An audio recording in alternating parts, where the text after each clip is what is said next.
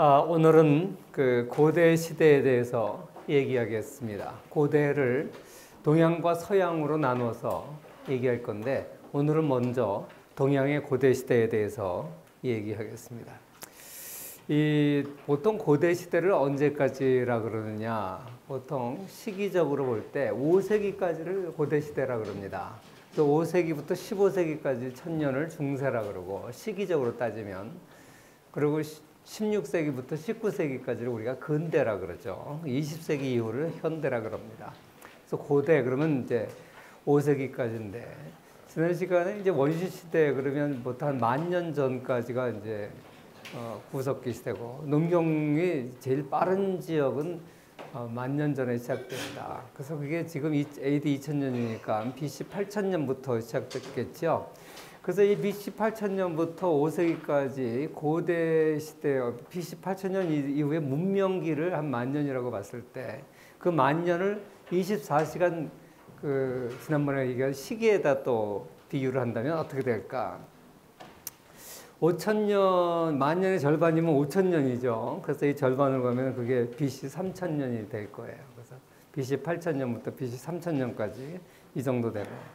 그 다음에 이제 우리가 뭐 고조선이 언제인지, 어떤 사람들은 뭐 이 BC 2333년에 시작됐다 그러는데 굉장히 그건 오래된 거예요. 그래서 이건 정확하게 알 수는 없는데, 우리가 그리스 도시 국가가 대충 뭐 BC 한 6세기 정도 됐다 그러니까 저 정도 되고, 우리가 흔히 아는 이제 구약 성경에 나오는 모세의 출애굽 사건, 그게 BC 한 1445년, BC 15세기 정도. 15세기 학설하고 13세기 학설이 있어요. 저 정도 시기가 되고, 뭐 우리가 흔히 아는 다윗 왕 시대, 보통 BC 10세기, 11세기 얘기하는데 저 정도 위치가 됩니다. 헬레니즘 시대, 알렉산더 대왕의 시대가 BC 4세기니까 4세기니까 저 정도 되고, 그 다음에 이제 예수가 태어난 AD 1세기, 우리가 보통 이제 예수의 출생을 기준으로 해서 AD BC를 가르죠. 시기가 이제 24시간의 그 그래프에 되게 되면 저 정도 위치가 됩니다. 그리고 우리 삼국시대가 4세기에서 7세기니까 저 정도 위치가 되고, 그리고 우리가 이제 최근 경제가 급격하게 성장한 거는 산업혁명 이후인데, 영국의 산업혁명을 시기를 하면 1760년, 70년경에 시작을 했다 그래요. 그러면 저 정도 위치가 되고, 그러니까 이제 지구상에서 인간들이 이제 경제적으로 성장한 걸 산업혁명 이후의 시기라 그러는데, 그러면 24시간 시계에다가 그리면 불과 35분에 해당하는 거야. 35분. 그러니까 지금 인구가 한 70억이 좀 넘는데 산업혁명 당시에 8억이었다 그러거든요. 그러니까 인구가 지구상에서 8억에서 70억 되는데 35분 걸렸어요. 24시간 하루에다가 비유하자면. 그러니까 이 고대 시대가 얼마나 긴 시대인지 여러분들이 그 파이 차트를 보면 대충 아마 감이 잡힐 겁니다. 그래서 이제 흔히 서로마가 몰락하는 5세기를 기준으로 해서 5세기까지를 이제 고대 사회다 이렇게 이야기를 합니다. 그래서 이 고대 사회는 이 동양하고 서양하고 좀 구별이 되는데, 동양의 경우에는 사실 고대나 중세나 큰 차이가 없어요. 그냥 강력한 군주, 왕, 황제 이런 사람들이 통치하던 시대였죠. 그리고 전 신민은, 백성들은 왕의 거의 노예나 다름없다. 그래서 칼 막스는 이런 거를 뭐 공납제, 그러니까 아시아적 생산 양식 뭐 이런 식으로 표현하고, 총체적 노예제 이런 식으로 표시하고, 막스 베버 같은 사람들은 공납제 사회다. 나라에다가 공납을 바치는 공납제 사회다. 이런 식으로 얘기를 했습니다. 그런데 서양 같은 경우에는 고대와 중세가 굉장히 달라요.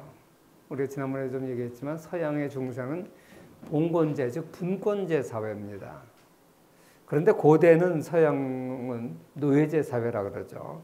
굉장히 다르기 때문에 이번 시간에는 동양에 대해서 얘기하고 다음 시간에 서양에 대해서 고대 사회를 얘기하도록 하겠습니다. 그렇게 이렇게 차이는 있지만 어떻게 고대 사회가 시작됐느냐, 공통점이랄까 이런 것들을 보면 지리적으로 농경사회가 점점 확산되게 됩니다. 그래서 1인당 소득도 이 고대 사회에 들어서면서 그 전에 수렵 채취 경제에 비해서는 상당히 나아지게 되죠. 그래서 기원전 500년 정도 경에는 이 포도주나 올리브 오일은 사치품이에요. 이런 부자들만이 썼었는데 이 300년이 지나고 나서는 가난한 계층들도 이런 걸 소비할 수 있을 정도의 소득 수준이 올라갔다는 거죠. 식단도 고기도 이제 먹고 생선도 먹고 과일, 채소 등 다양해지고 이 노예제라는 것이 생겼다는 것 자체가 자유인들은 상당한 수준의 생활 수준을 누렸다 이렇게 보는 거죠. 서양 같은 경우에 한 2세기경의 로마 시민권자들의 생활 수준은 19세기의 서구의 웬만한, 그러니까 비서구, 서구 지역이 아닌 웬만한 지역의 생활 수준보다 높았어요. 그러니까 이제 우리가 19세기에 잘 살게 된 지역이라 그러면 서구 몇몇 국가, 일본 정도, 이런 데가 이제 잘 살게 된 지역들인데 여기보다 오히려 로마 시대 사람들이 더 잘 살았다. 이런 얘기를 할 수가 있습니다. 이 농경 경제가 이제 신석기 문명의 특징이다 이런 얘기했는데 농경 경제에 들어가게 되면서 지난번에 이제 배타적 소유권이 생기면서 농경 사회에 들어갔다 이런 얘기를 했었죠. 이 배타적 소유권이 들어가니까 이제 소득 분배가 불균등하게 돼요. 원시 시대에는 사실 부족 단위로는 다 거기서 거기였어요. 물론 고대 국가도 오늘날의 기준에 보면 대부분의 사람들이 다 가난했지만 그래도 이제 그 안에서 소득 격차가 발생하기 시작됩니다. 그리고 이 조직을 끌고 나가려면 어느 정도 의사결정도 해야 되고 협동도 필요하죠. 그래서 사회 기구가 이제 등장하게 됩니다. 특히 대규모 관계 시설이 필요했던 큰 강 유역에서는 더 그랬죠. 이 큰 강이라는 것은 하류 지방의 상류에서 몰고 내려오는 이 퇴적물들이 쌓여서 거기가 굉장히 비옥한 땅이 돼요. 그래서 이게 또 근데 그 대신에 1년에 한 번씩 범람을 하게 되니까 범람을 할 때마다 다시 측량을 해야 되고 치수를 해야 되고 굉장히 어떤 조직이 필요하게 돼요. 그래서 이쪽 지역이 이제 중앙 집권적인 이제 조직이 발달하게 되는데 그리고 이 하류 지방은 굉장히 비옥한 땅이 쌓이기 때문에 농업 생산성이 굉장히 높게 되죠. 나는 이 고수부지에 1년에 한 번씩 범람을 할 때 운동 삼아 이제 고수부지 운동을 하다가 한강에 이제 고수부지에 가보면 한 번씩 범람하고 나면 그 퇴적물이 어마어마하게 쌓여요. 한 해. 내가 볼 때 한 1m까지는 안 되지만 한 50cm는 좋게 되는 것 같아요. 양쪽에 쌓이는데. 그러면 이제 차량으로 와서 그 흙을 다 퍼내고 도로를 다시 닦고 하더라고요. 근데 그런 게 이제 큰 강 유역에는 이제 쌓이죠. 근데 그게 다 이 산 속에서 이 강 북쪽의 산에서 나온 퇴적물들, 뭐 낙엽 이런 부유물들이 내려와서 쌓인 거니까 굉장히 비옥하죠. 농사가 잘 될 수밖에 없어요. 그러니까 거기는 농업이 잘 되고 농업이 잘 되니까 사람들이 많이 모이고 이런 거죠. 그런데 이게 범람할 때마다 막 경계가 없어지니까 서로 분쟁도 발생할 수 있고 그 분쟁을 무마시키려면 강력한 통치자가 필요합니다. 그래서 이제 이렇게 조직이 생겨났다. 그래서 이런 그 질서를 잡기 위한 규칙들이 출현하게 되는데 이게 가장 먼저 일어난 지역이 메소포타미아의 수메르 문명입니다. 그리고 400년 후에 이집트에서 이런 문명이 생겨났죠. 그래서 이 고대 사회를 결정하는 가장 큰 요인은 지리적 요인입니다. 지리, 큰 강 유역이라고 하는 어떤 그 지리적 특징. 그래서 오늘날 왜 어떤 나라는 잘 살고 어떤 나라는 못 사느냐 했을 때 지리적 위치가 가장 중요한 역할을 한다. 이걸 지리적 위치 가설이라고 그래요. 이게 현대에 올수록 좀 설득력이 떨어지지만 고대로 갈수록 상당한 설득력을 지니게 되죠. 근데 이 관계 시스템이란 건 그렇잖아요. 큰 강이 굉장히 넓은 지역에 퍼져 있어요. 그러니까 그 넓은 지역 강을 갖다가 위에만 지배하고 밑에만 지배하고 이게 불가능해요. 그 전체 강을 지배할 수 있어야 돼. 그러려니까 국가의 단위가 큰 강 유역에서는 커질 수밖에 없었던 거죠. 그래서 이걸 갖다가 수존사회다 그래요. 수존사회. 이 논농사죠. 수존. 밭전자를 써서. 그런 물을 사용하는 농사. 그래서 이 물을 사용하고 관계수로를 사용하는 농사를 짓는 지역에서 큰 권력들이, 큰 국가가 나오고 거기는 규모의 경제가 작용을 하기 때문에 작은 단위보다는 큰 단위가 훨씬 더 통치하기에 유리한 거예요. 그래서 아시아 문명의 특징은 뭐냐? 큰 강 유역에서 굉장히 거대 규모의 국가가 등장하게 된다. 그리고 그게 제일 먼저 나왔던 게 메소포타미아의 수메르 문명이다. 그래서 이 고대 국가 성장의 원인을 좀 몇 가지로 정리해 보면 이 농경을 하면서부터 식량 공급이 확대되니까 이제 먹거리가 많으니까 인구가 증가하죠. 전례 없는 인구 증가를 경험하게 됩니다. 이거 다 강의안 올려놨는데 왜 이렇게 사진 촬영을 하지? 이거 다 올려놨어요, 강의안. 그 다음에 조금 전에 얘기한 것 같이 이렇게 큰 강 규모의 큰 강 주변에 이런 그 통치를 해야 되니까 이 조직을 이제 만들어야 되죠. 그래서 이 수렵채취 경제에서는 조직이 별로 필요 없었는데 큰 강 유역에서는 이걸 지배하려면 조직이 필요하게 됩니다. 그리고 그 다음에 기술 혁신이 일어나게 돼요. 청동기 문화가 철기 문화로 발전되고 또 기술이 문자가 발명되면서 이런 기술 변화가 일어나고 그리고 이 거대 단위를 통치하려면 지난번에 유발 하라리가 얘기한 것처럼 그냥 혈연만 가지고 되질 않아요. 그럼 어떤 이데올로기가 필요하다는 거죠. 그래서 이제 주로 신정 체제가 되게 돼요. 그리고 지배자는 신의 아들이다. 그리고 어떤 종교가 발달하게 되고 이렇게 됨으로써 통치 비용이 굉장히 싸지는 겁니다. 사실 힘만으로 통치를 하려면 비용이 많이 들어요. 무력으로 통치하려면 비용이 많이 들어요. 그런데 어떤 이데올로기를 만들어서 지배자는 독특한 특별한 신의 자녀다. 그리고 거기에 이제 순복하게 되면 순종하게 되는 거예요. 굉장히 통치하기가 편하죠. 어떻게 보면 가장 저렴한 방법이 이데올로기를 만드는 거다. 이렇게 이제 얘기를 하는 사람들이 많이 있어요. 그래서 이 고대 국가는 이런 과정을 통해서 성장을 하게 되는데 특히 이제 동양 고대 국가의 4대 문명을 보면 특징이 뭐냐? 아까도 얘기했지만 큰 강 유역이다 이랬는데 메소포타미아 문명은 티그리스 강과 유프라테스 강 유역에서 발전을 했다는 걸 우리가 잘 알고 있죠. 이집트 문명은 나일강이 가져다 준 선물이다. 이렇게 얘기를 하죠. 중국은 황하 문명, 인더스 강의 인도 문명.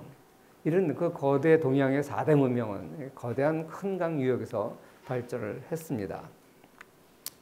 그래서 왜 이제 큰 강에서 발전할 수밖에 없었느냐? 아까도 얘기했지만 관계 시스템이 굉장히 중요한 역할을 했고 이건 나눌 수가 없기 때문에 국가의 크기가 클수록 규모의 경제가 있고 그래서 큰 거대한 공권력이 생겨났다. 그리고 여기는 인구 밀도가 높다 보니까 군사력도 셀 수밖에 없어요. 과거의 군사력이라는 게 다 사람 숫자에 달려 있잖아요. 그러니까 사람이 많이 사니까 거기에 많은 군대를 동원할 수 있고 그러니까 강대국이 되는 거죠. 그러니까 또 이웃 나라들을 복속할 수 있고 이렇게 되면서 동양에는 자연스럽게 거대 문명들이 발전을 하게 됩니다. 그리고 이 거대 문명들은 이 군대를 유지하기 위한 상비군 체제를 유지하게 됩니다. 그래서 상비군 체제라는 것은 굉장히 비용이 많이 들어요. 그리고 또 이 관료제를 유지하려면 비용이 많이 들죠. 그러니까 세금을 많이 거둘 수밖에 없어요. 그런데 세금을 많이 거두면 이 중앙 정부가 약해지면 세금을 많이 거두게 되면 부정부패하기가 쉬워요. 그건 오늘날에도 마찬가지잖아요. 그래서 큰 정부를 반대하는 사람들은 부정부패가 심해진다 이런 얘기를 하죠. 그래서 이 부정부패가 많아지면요, 이 중앙에서 멀어질수록 감시가 소홀하니까 부정부패가 많아요. 그리고 부정부패를 한다는 소리는 중앙으로 세금이 안 온다는 소리죠. 그럼 중앙에서는 세금이 적게 거치니까 자꾸만 세율을 높여요. 그러면 불만이 쌓여가요. 그래서 반란이 일어나고 또 새로운 왕조가 등장하고 이런 과정을 고대는 반복하게 되는 것이죠. 그리고 이렇게 형성된 고대 동양 경제의 특징을 보면 뭐 주로 농업에 의존하겠죠. 왜냐하면 큰 강 유역이니까 주로 농업에 의존했고, 그리고 이 농업 생산품이 풍부하다 보니까 굳이 무역을 할 필요가 없어요. 일단 생필품은 해결이 되니까. 주로 무역은 어떤 지역에서 많이 일어나냐면 주곡 생산이 잘 안 되는 지역에서 무역에 의존해요. 예를 들어서 지중해성 기후를 가지고 있는 지중해 연안의 나라들은 거기는 곡물 재배가 적합하지 않은 곳이 많아요. 근데 곡물 대신에 무슨 포도주나 뭐 올리브 오일이나 이런 게 또 생산이 많이 돼요. 그럼 그런 데는 서로 무역을 해야 먹고 살아요. 그러니까 일찍부터 그 그리스 문명은 무역을 많이 했습니다.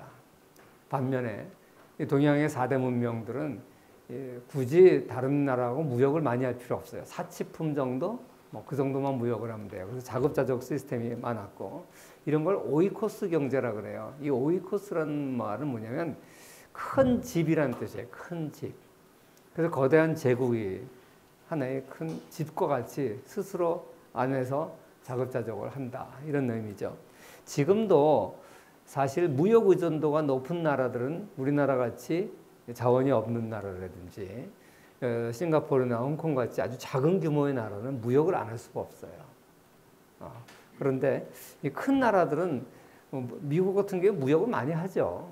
해외 무역 많이 하지만 워낙 국내 경제가 크다 보니까 무역이 전체 GDP에서 차지하는 비용이 이렇게 크질 않아요.